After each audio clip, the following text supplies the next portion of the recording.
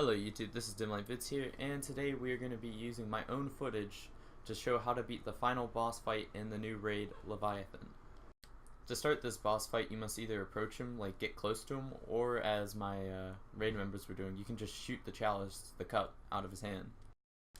Doors underneath him and to the top left and right hand corners will open up and enemies will come out at you. It is really good to have at least 2 raid members, I'd say, who have really good AoE clearing ults, so that way you don't have to spend ammo to kill all the enemies and you can get ammo pickups from them. Later on in the boss fight, you will find yourself constantly short on ammo, and it is essential to have people who can do that. Pay very close attention to what I'm saying next. After you clear all the enemies or you've taken up the allotted time, you will be teleported here. Right. 3 of you must stay in this room and 3 of you must leave. That glowing ball you see in the left hand corner of my screen right there, if you touch that, it will teleport you. There are 3 of those along that line of glowing purple. The other 3 of you must stay here to do the next steps. During this part of the boss fight, if you jump and you are in this dimension, you will be insta-killed or sucked towards him, and your whole fire team will have to reset the boss fight. Expect for you to die multiple times before you actually get it into your head that, hey, I can't jump, and hey, I've got to be careful. After you kill the 2 floating scions, you will be sucked forward like this, and you'll have to kill 3 scions yet again. If you do not kill them, they will throw grenades at you and kill you by hitting you with a grenade that knocks you into the air, and because you are in the air, you will get sucked forward. Here's just a quick example of what I was talking about. I got sucked forward into the wall, a scion threw a grenade, and it blew up, knocking me into the air and sucking me into his mouth, where I then died, and we had to reset the boss fight and start all over again.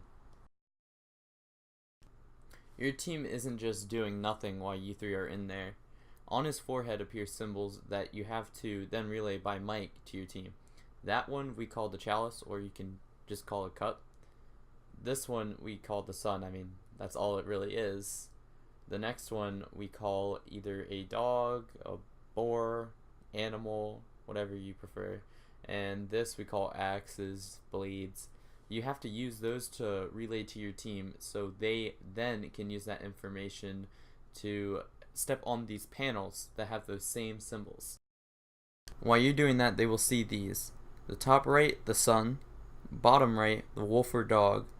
Bottom left, the axes or the blades, and the top left, the cup.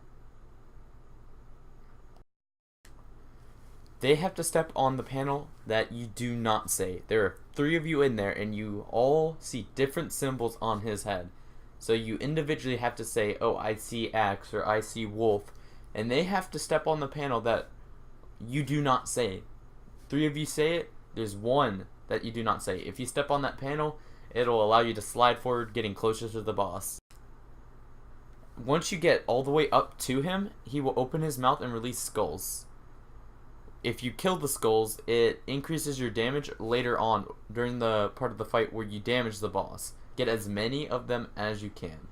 You jump back through. We had to revive a teammate there just because it is really intense to stay in the room. And we go to the sun. Make sure all your fire team members step on the same panel. He ended up stepping on that one, so we all had to go to that one because it uses different amounts. Once you step on that, you can damage the boss, and as you can see in the left, it says Force of Will. We killed 60 skulls, so we got times 60, which increased our damage by that much. It is ridiculous.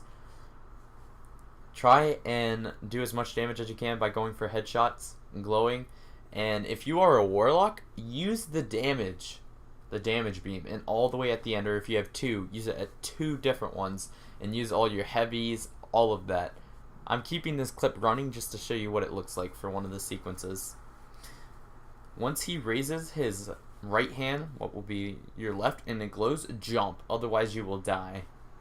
Right here, I throw down my my empowerment, and everybody pulls out their heavies, or if they were a hunter, they were using golden gun and started shooting him, which does massive damage in the empowering rift, and with the times 60, it is really nice. After that, you have to restart the process all over again, which means you have to clear these waves like I'm doing. I use my ult there.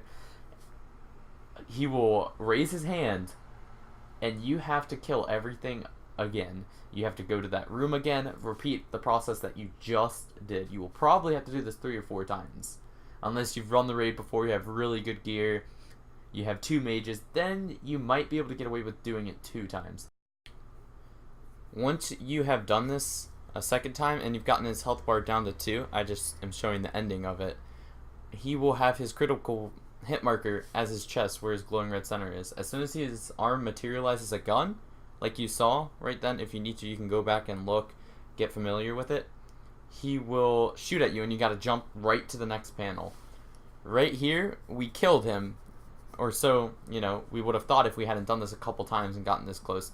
Right then, do not give up. You have to pour all your damage and break that shield. We used all our supers, saved it, just to make sure we'd get it. If you do not, then he will insta-kill all of you if you do not break that shield. And you have to restart the whole boss fight all over again. And it's like a 30-minute boss fight, so make sure you're prepared with supers once you've gotten his health to 0 to break that shield. Otherwise, he blows up his shield and he lives and you don't. So anyways, I really hope you enjoyed this tutorial. I know it was really boring. I sound boring right now. I'm really tired, exhausted. Like I said, I spent 6 hours trying to do this. 4 hours on this thing, 2 hours or extra throughout the strike. The rest of the strike was really easy. This took a long time to get down because all 6 of your members have to do this perfectly, and there has to be so much coordination. I got to know these people really well, and now we're all friends. Like, I didn't know 4 of them. I only knew the one who invited me to come join. Anyways, it is going to be a little stressful your first time. You're going to have to spend a lot of time getting to know your members, communicate. Just don't get upset and angry. Stay calm, and everything else will follow. Like I said, I know it might have been a little boring, but it was to the point, and hopefully, if I missed anything, you guys can figure that out. This showed all of the main steps with footage I got, and I think you'll get the gist of it just by watching most of this. Anyways, thanks again. I'll see you in the next one.